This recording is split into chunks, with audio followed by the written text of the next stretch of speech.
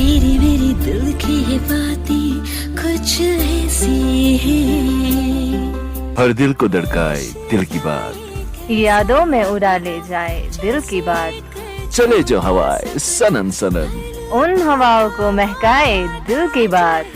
सुनिए हर रोज शाम 6 से 8 बजे तक दिल की बात साहिल के साथ, ओनली ऑन रेडियो चिनार 90.4। हर दिल की धड़कन। समझ जाओ।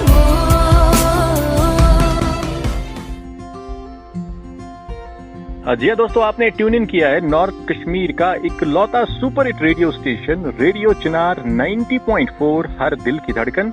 मैं हूँ आपका रेडियो होस्ट और दोस्त आरजे साहिल मुजफ्फर और शो चल रहा है दिल की बात साहिल के साथ।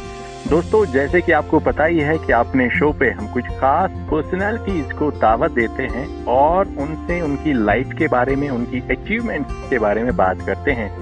आज भी हमारे शो पे खास मेहमान जुड़े हैं ऑल द वे फ्रॉम अमची मुंबई। जी हाँ, उनके बारे में मैं क्या बताऊं, इतना बता सकता हूं कि he is media and entertainment lawyer और उन्होंने अपने करियर की शुरुआत जब की तो वो की उन्होंने big music and entertainment Mumbai से, उसके बाद वाईकॉम 18 मोशन पिक्चर्स मुंबई और प्रेजेंटली वो हैं अभी सारेगामा इंडिया लिमिटेड। जी हाँ, सारेगामा इंडिया लिमिटेड मुंबई के डिप्टी जनरल मैनेजर लीगल। बड़ी खुशी के साथ मैं वेलकम करता हूं अपने शो पे यश असाई, जो कि मीडिया एंड एंटरटेनमेंट लॉयर है। यश जी, हम आपका रेडियो चिनार पे और दिल की बात साहिल के साथ शो में वेलकम करते हैं। थैंक यू साहिल। तो मुंबई से आप जुड़ रहे हैं अभी और आपकी आवाज कश्मीर की खूबसूरत फजाओं में गूंज रही है रेडियो चिनार के थ्रू, तो कैसा लग रहा है? जी काफी अच्छा लग रहा है। ऐसे तो कश्मीर में अभी फिलहाल कैसे मौसम है पता नहीं, बट मुंबई में बारिश शुरू हो गई है अभी। यहाँ तो अभी समर की आमद है, बस बाहर की आमद है। समर मौसम की शुरुआत, गर्मी की शुरुआत हो रही है और मुंबई से आपकी आवाज इन फजाओं में और चार चांद लगाएगी। जी होप मैं कुछ कुछ अच्छी चीजें बता पाऊँ मेरे करियर के बारे में और डेफिनेटली बारे में। जी, आगाज में यश जी आपसे हम जानना चाहेंगे कि यश जी की शुरुआत कहाँ से हुई, उसके बाद आएंगे हम कि जो आज हमारा डिस्कशन रहेगा। पहले हम आपकी पर्सनल लाइफ के बारे में जानना चाहेंगे। यश जी की शुरुआत कहाँ से हुई, कहाँ से हैं, पढ़ाई कहाँ से हुई और प्रेजेंटली आप कहाँ पे? ओके, सो मेरे पिताजी एक्चुअली आर्म फोर्सेस में थे। वो he was serving in Indian coast guard. Okay, तो मतलब बेसिकली फौजी के घर में पैदा हुआ हूँ एंड उनकी पिताजी की सर्विस की वजह से हम लोग काफी हर 2-3 साल में 4 साल में जगह से जगह मूव होते रहे और हमेशा क्योंकि कोस्ट गार्ड में थे तो हम लोग हमेशा कोस्टल रीजन में कभी चेन्नई, कभी गुजरात, कभी केरला में अलग अलग जगह पे रहा हूँ मैं। तो हर जगह की एक अपनी अलग खूबसूरती है, अलग लोग हैं, अलग कल्चर है। तो लाइफ में काफी कुछ अलग अलग चीजें देखी है शुरुआत की लाइफ में उनका मेरे पिताजी की वजह से। सो मेरी पढ़ाई की शुरुआत हुई चेन्नई। एक्चुअली मैं I was born in Nagpur and Nagpur में बोर्न हुआ। I hail from Nagpur. उसके बाद फिर पिताजी चेन्नई में पोस्टेड थे तो फिर मैं चेन्नई गया। चेन्नई में मेरी पढ़ाई की शुरुआत हुई, वहाँ 3 साल रहे। फिर वहाँ से हम गए गुजरात, तो वहाँ पे 3 साल मेरी पढ़ाई हुई। उस वक्त मैं जामनगर के पास एक छोटी सी जगह है वाडीनार, वहाँ पे मेरे पिताजी पोस्टेड थे। तो मैं जाता था एयरफोर्स स्कूल में, वहाँ पे केंद्रीय विद्यालय। एंड फिर वहाँ से हम लोग शिफ्ट हुए मुंबई। तो ऐसे करते करते करते फाइनली जाके हम मुंबई में आके सेटल हो गए। मेरी ज्यादातर पढ़ाई जो है, स्कूलिंग जो है, वो मुंबई में हुई। एंड उसके बाद फिर से मेरे पिताजी की ट्रांसफर हो गई तो मैं चला गया मैंगलोर। वहाँ पे मैंने मेरा साइंस ग्रेजुएशन किया। फिर उसके बाद मतलब वो एक फेज था जहाँ पे लोग करियर डिसाइड करते हैं। तो शुरुआत से मुझे भी फौज में ज्वाइन करने की काफी इच्छा थी। तो एनडीए वगैरह की एग्जाम दी थी हमने, बट एनडीए का हम क्लियर नहीं कर पाए। बट फिर हम ग्रेजुएशन में जब थे तो उस वक्त से हमने फिर सीडीएस की तैयारी की। सीडीएस की एग्जाम्स वगैरह दी, सीडीएस में हम क्लियर हो गए, but for some reason SSB हम क्लियर नहीं कर पाए। तो काफी अटेम्प्ट किए हमने, एंड फाइनली फिर ऐसा हुआ कि अभी जिद तो थी कि फौज में जाए, बट अभी क्लियर नहीं हो रहे थे। तो हमारे पिताजी ने हमको एडवाइस किया कि आप लॉ क्यों नहीं कर लेते। अच्छा। क्योंकि उनका सजेशन ये था कि अगर लॉ करोगे तो आपको फौज में जाने की और एक एंट्री होती है, जैग एंट्री होती है, उसमें भी आपको हेल्प हो सकती है। अगर आपकी इच्छा ही है कि फौज में जाना है तो you can continue attempting for that. क्योंकि मैं कम से कम 4 या 5 बार मैं अटेम्प्ट कर चुका था, और हमेशा मेरा रिटन एग्जाम क्लियर हो जाता, बट एसएसबी मेरा क्लियर नहीं होता। अब ऑब्वियसली एसएसबी में आप क्लियर क्यों नहीं करते, उसका कोई रीजन तो रहता नहीं है। It just basically fit into that mind frame और you know the selection process. But तो हम कोशिश करते गए। तो पिताजी ने फिर बोला कि लॉ कर लो। तो उस वक्त मेरे पिताजी पोस्टेड थे अंडमान में। तो अंडमान में जाने का कोई ऑप्शन नहीं था, वहाँ पे कुछ है नहीं, मतलब कोई खास एजुकेशन के लिए कुछ है नहीं। अच्छा। तो फिर मैं शिफ्ट हो गया मेरे होम टाउन नागपुर। वहाँ से मैंने फिर लॉ किया। लॉ करने के बाद मैंने देखा कि उस वक्त वहाँ पे नागपुर में भी लॉ के लिए ऑप्शन जो थे उस वक्त सिर्फ कोर्ट प्रैक्टिस था, उसके अलावा कोई ऑप्शन नहीं था।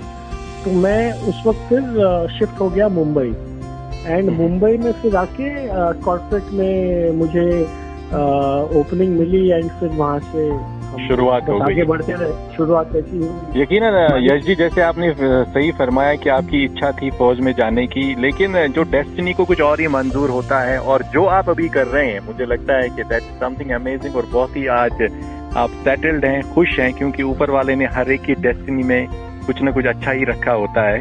आपने अपने हिसाब से कोशिश की, और आज अभी आप एंटरटेनमेंट वर्ल्ड के साथ जुड़े हैं।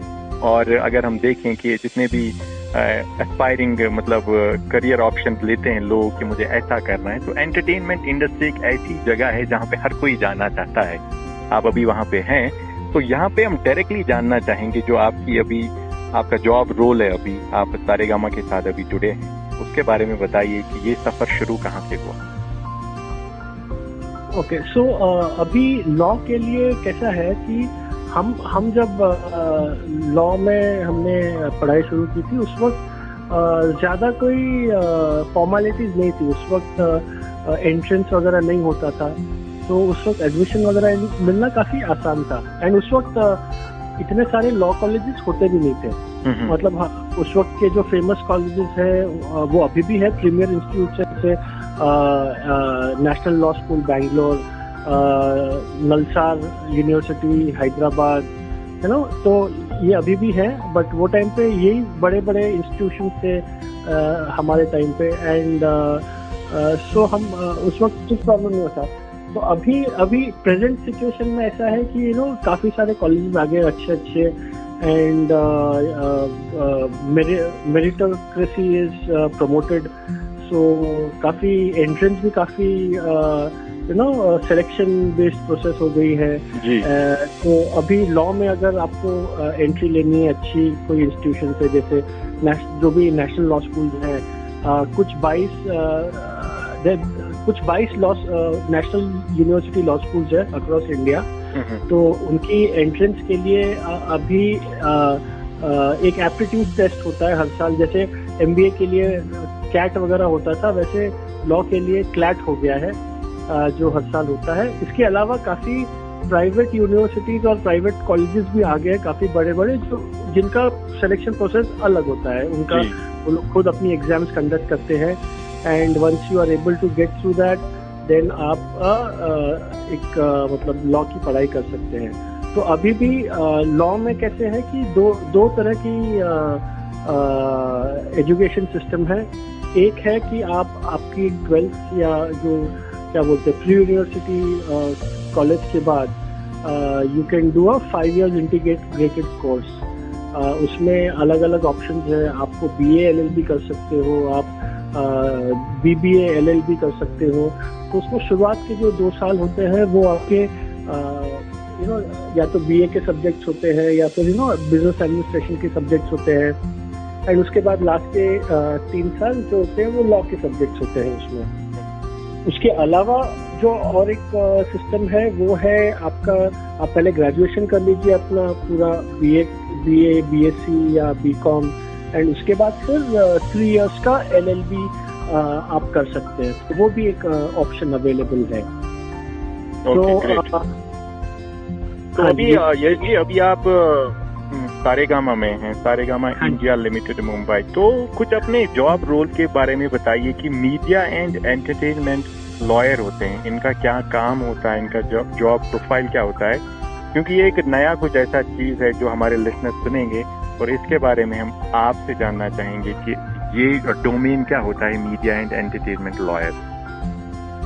जी, so media and entertainment actually इतने काफी सालों से काफी ग्रो कर रहा है, एंड इसमें काफी अलग अलग पहलू हैं। शुरुआत के जमाने में सिर्फ न्यूज़पेपर हुआ करता था या फिर रेडियो ब्रॉडकास्ट होता था, बट अभी जैसे जैसे टेक्नोलॉजी बढ़ रही है, डेवलप हो रही है, तो काफी सारे अलग अलग एवेन्यूज हो गए हैं आपको इंफॉर्मेशन ब्रॉडकास्ट करने के लिए, या एंटरटेनमेंट रिलेटेड जो कंटेंट होता है जैसे फिल्में हो गई या वेब सीरीज हो गया। सो काफी कुछ एवेन्यूज बढ़ गए हैं in terms of entertainment business. तो अभी पूरा जो एंटरटेनमेंट बिजनेस है उसका जो बेसिक क्या बोलते हैं, जो सब्जेक्ट मैटर है वो है आपका इंटेलेक्चुअल प्रॉपर्टी। अब जैसे आपका जो प्रॉपर्टी होता है या कोई टैंजिबल गुड्स होते हैं, तो उसमें इट इज वेरी क्लियर कि आपका ओनरशिप कैसा है, क्या है, कौन क्या कर सकता है। लेकिन जब इंटेंजिबल एसेट्स हो जाते हैं, जैसे कॉपीराइट्स हो गए या ट्रेडमार्क हो गया या फिर पेटेंट्स हो गए, तो ये सब इंटेंजिबल इंटेलेक्चुअल प्रॉपर्टीज है, एंड उनको प्रोटेक्ट करने के लिए कानून में अलग अलग प्राविधान है। एंड अगर कोई चीज पे कानूनी प्राविधान नहीं हो तो वो प्रोटेक्टेड नहीं होती है। तो मीडिया एंड एंटरटेनमेंट में मोस्टली जो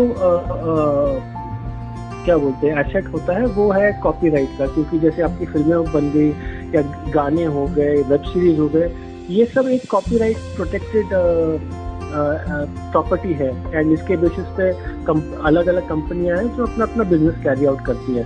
तो अभी ये जो प्रॉपर्टी है इसको प्रोटेक्ट करने का जो काम होता है, और इसको ये कंटेंट कानून के दायरे में रह के बनाया जाए, तो ये सब चीजें जो होती है ये एक मीडिया एंड एंटरटेनमेंट लॉयर के स्कोप में आता है। क्योंकि जैसे आप कुछ चीजें होती है जो हमारे कानून में प्रोहिबिटेड होती है, जैसे न्यूडिटी नहीं दिखा सकते हो, आप किसी की रिलीजियस सेंटिमेंट्स नहीं हर्ट कर सकते हो।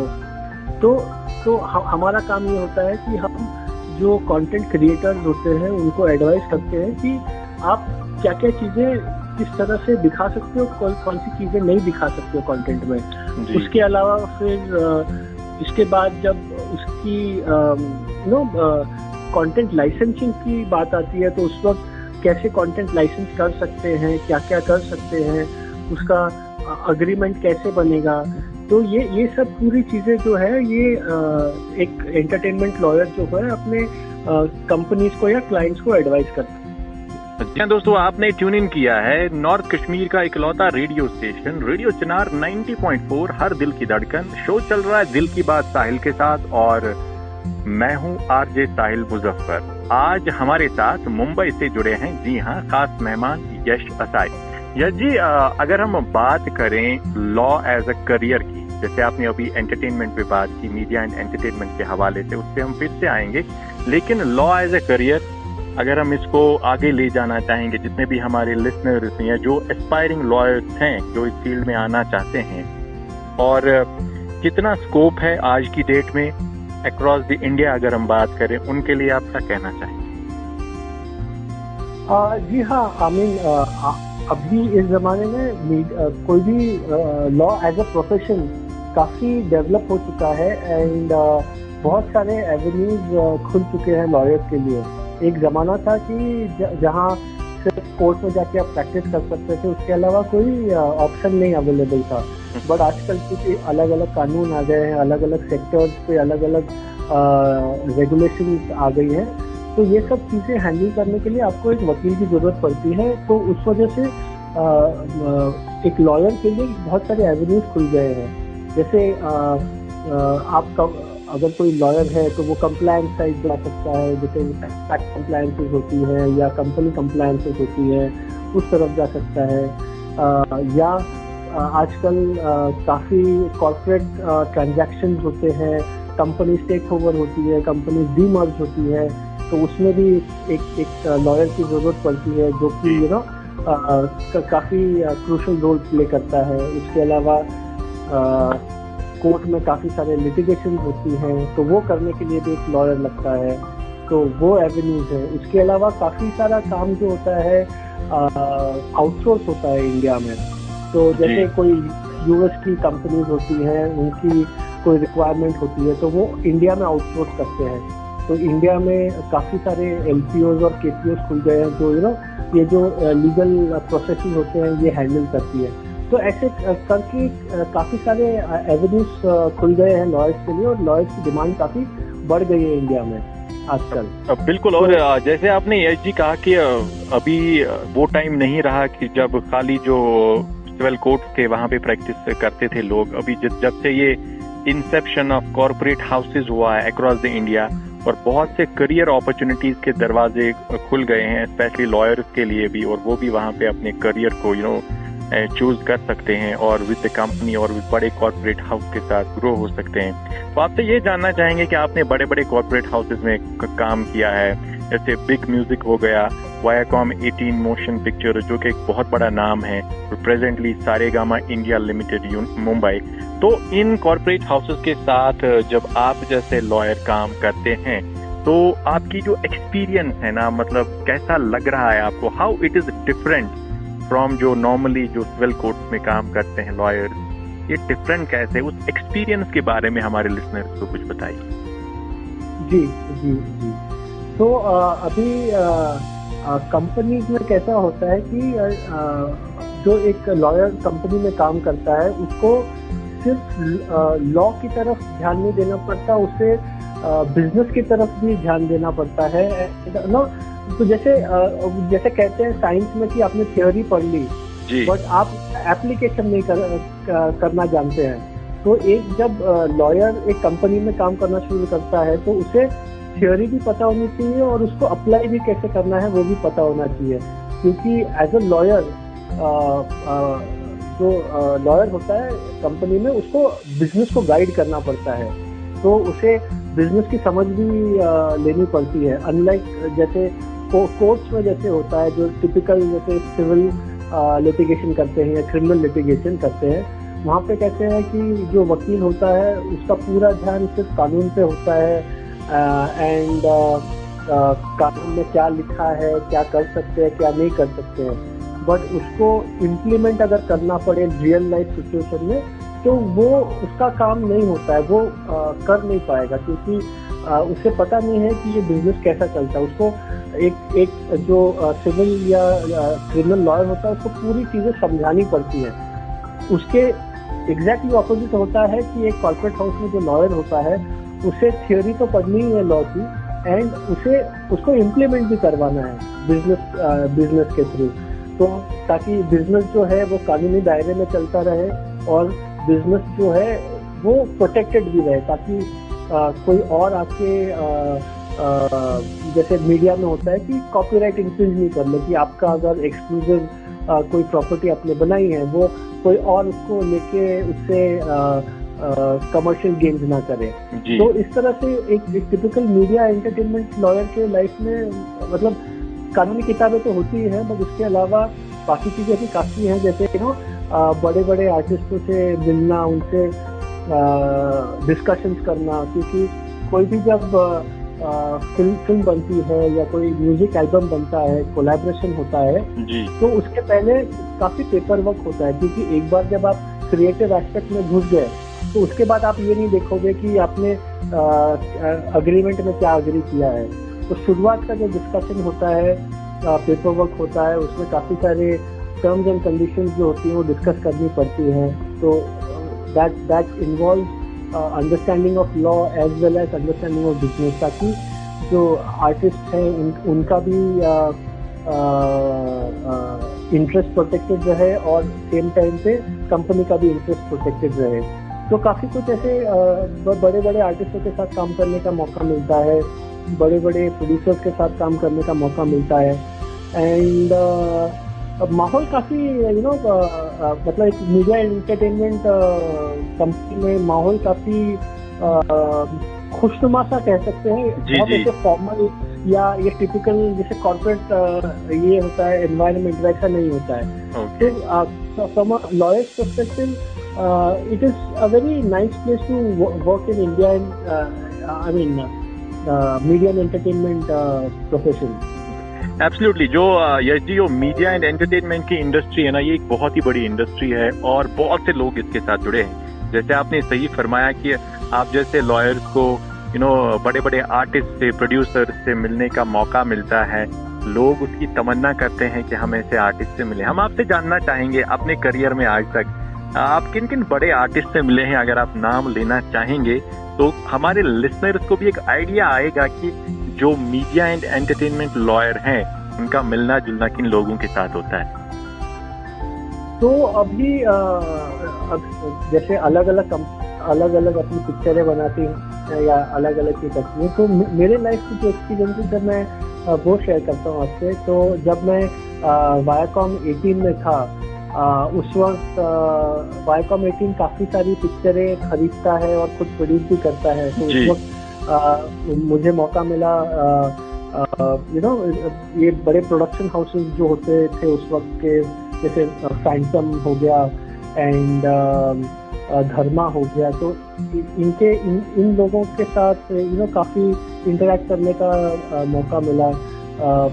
सारेगामा में मुझे आई थिंक 1 या 2 बार लता जी से मिलने का मौका मिला। क्या बात है, क्या बात। वो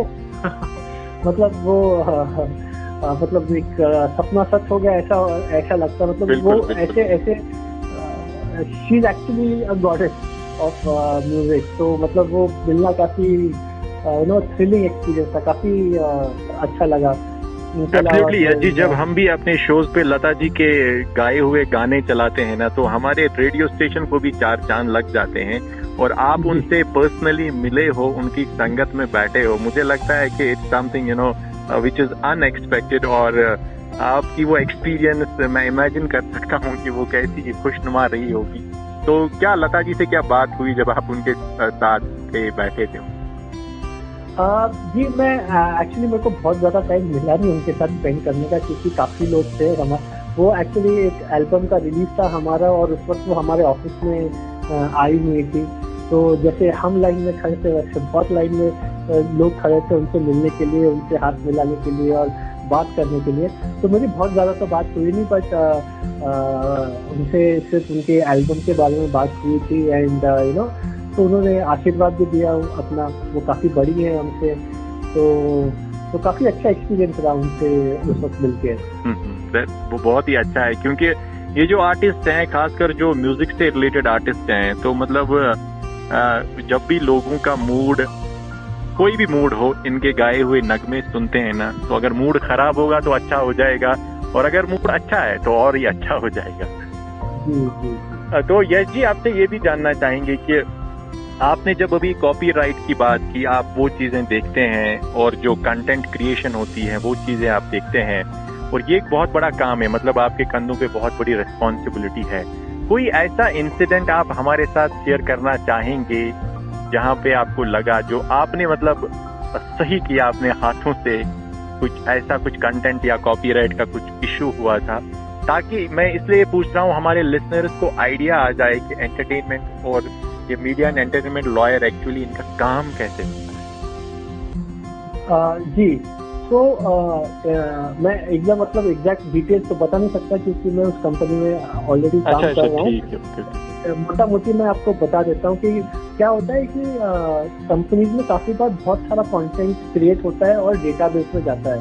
तो कभी कभार उसमें ऐसा भी हो जाता है कि किसी और का कंटेंट उसमें आ जाता है क्योंकि कंपनीज आपस में काफी बार कोलैबोरेट करती हैं और एक दूसरे का कंटेंट यूज करती हैं। तो उस वजह से डेटाबेस में हमारे कुछ कंटेंट आ गया था जो किसी और कंपनी का था, और वो कंटेंट हमने शायद कुछ 15 या 20 साल पहले यूज किया था और उस वक्त वो डेटाबेस में आ गया हमारे, तो वो फिर से डिप्लॉय हो गया हमारे एंड पे। तो और उसके हमारे पास राइट्स नहीं थे, तो उस वक्त फिर हमें जो सामने वाली कंपनी है जिनका हमने कंटेंट यूज किया था उनसे फिर हमने बातचीत शुरू की एंड उसको फिर उनसे लाइसेंस लिया प्रॉपरली एंड फिर हम वापस वो कंटेंट डिप्लॉय किया। तो ऐसे कई बार ऐसे इंसिडेंट्स होते हैं, तो उसके लिए हमें ध्यान देना पड़ता है कि हमारा जो डेटाबेस है पूरे कंटेंट का वो उसमें कोई गलतियां तो नहीं है, कोई ऐसा कंटेंट नहीं आ गया हो कि किसी और का कंटेंट है और वो हमारे डेटाबेस में आ गया हो, तो वो सब होता है। उसके अलावा फिर एक बार मतलब आई वुडंट से कि उसमें किसी की गलती थी या कुछ था, बट वो सब्जेक्ट वैसा था। एक पिक्चर आई थी ओ माई गॉड, उस वक्त मैं वायाकॉम 18 में काम करता था। तो ओ माई गॉड मतलब अक्षय कुमार की और परेश रावल बढ़िया एक्टिंग की है उसमें। एंड तो उस वक्त काफी कुछ प्रोटेस्ट वगैरह हुए थे वो टाइम पे कि कुछ लोगों ने कहा कि रिलीजियस सेंटिमेंट हर्ट हो गए, किसी स्पेसिफिक कम्युनिटी का सेंटिमेंट हर्ट हो गए। तो वो एक काफी स्कैरी सिचुएशन था। हमारे ऑफिस में तोड़फोड़ वगैरह भी हुई थी एक बार, तो वो एक सिचुएशन था जो काफी प्रॉब्लम हुआ था और उस वक्त कोर्ट में भी मामला पहुंच गया था। बट फाइनली कोर्ट का जो फैसला था वो अगेंस्ट नहीं गया कंपनी के अगेंस्ट कोई फाइन नहीं हुआ, क्योंकि पूरी एहतियात बरती गई थी जब कंटेंट बनाया गया था कि किसी को तकलीफ न हो। बट अभी इंडिया इतना बड़ा कंट्री है और उसमें इतनी सारी कल्चर्स हैं कि कभी ना कभी कुछ ना कुछ ऐसी चीजें हो जाती हैं जो मतलब कोई चाहता नहीं है जानबूझ के करने की, बट कोई कारण कोई कह नहीं सकता है कि कब किसको क्या चीज बुरी लग जाए। तो ये सब मीडिया एंड एंटरटेनमेंट में काफी बार होता है। जैसे एक दूसरा एग्जांपल है जो मेरा खुद का एग्जांपल नहीं, बट इन जनरल काफी लोगों को इंडिया में पता होगा, जब पद्मावत पिक्चर बनी थी संजय लीला बंसाली साहब की, तो वो टाइम पे भी काफी प्रोटेस्ट हुए थे और काफी प्रॉब्लम्स हुए थे। तो एक मीडिया एंड एंटरटेनमेंट लॉयर का काम होता है कि ये सब जब सिचुएशंस अराइज होती है तो उसको हैंडल करे ताकि कंपनी को कोई अननेसेसरी तकलीफ ना हो, एंड ये सब चीजें हैंडल करनी पड़ती है वो टाइम पे। तो ऐसी सिचुएशंस काफी कभी एक्साइटिंग हो जाती है। एब्सोल्युटली, और चैलेंजिंग होता है और रिस्पॉन्सिबिलिटी ज्यादा होती है आप लोगों की, क्योंकि जैसे आपने सही फरमाया कि कभी कभी आपको यूं लगता है कि हमारा जॉब बहुत ही अच्छा है, खुशनुमा है, माहौल अच्छा है, लेकिन कभी कभी जब ऐसी चीजें हो जाती हैं उनको टैकल करना, उसमें हालांकि अपना मजा है, वहीं पे एक्चुअल जो प्रोफेशनलिज्म है वो बाहर आ जाता है और जो इंसान की काबिलियत होती है वो वहाँ पे काम आती है। यश जी, आप बहुत ही खूबसूरत काम कर रहे हैं। मन तो करता है कि आपसे बस बातें ही करें, क्योंकि लॉ एज ए करियर ये एक बहुत बड़ा एक वास्ट करियर है, फील्ड है, और हमारे लिसनर्स ने भी एंजॉय किया होगा। लेकिन आपसे यश जी एक वादा करते हैं कि नेक्स्ट टाइम जब आप कश्मीर आएंगे तो आपको अपने स्टूडियो में दावत देंगे और पूरी डिटेल में आपसे बात करेंगे। मेरी इच्छा है कश्मीर आने की, मैं आज तक आया नहीं हूँ। मैं सिर्फ एक बार वैष्णो देवी तक आया था, उसके आगे कभी नहीं आया हूँ मैं। आप यश जी आइए, कश्मीर की खूबसूरत फजाएं आपका बाहें फैलाकर इंतजार कर रही है। आप आइए, यहाँ के नज़ारों का लुत्फ लीजिए, और कश्मीर की वादियों से हम आपको दिल की गहराइयों से रेडियो चिनार से इनविटेशन भेजते हैं। जब आपका मन करे, you are welcome any time. बिल्कुल।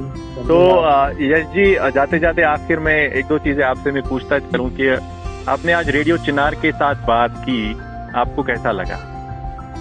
जी काफी अच्छा लगा, मतलब टू बी वेरी फ्रैंक मेरा पहला कभी इंटरव्यू हुआ है किसी भी रेडियो स्टेशन पे, एंड क्योंकि ये कश्मीर से जुड़ा है और इतनी सुंदर वादियाँ है वहाँ पे, तो मतलब मैं अभी बैठ के अपनी खिड़की के बाहर देख रहा हूँ जहाँ मुंबई में बारिश हो रही है, और मैं ये सोच रहा हूँ कि कश्मीर कैसा होगा। क्या बात।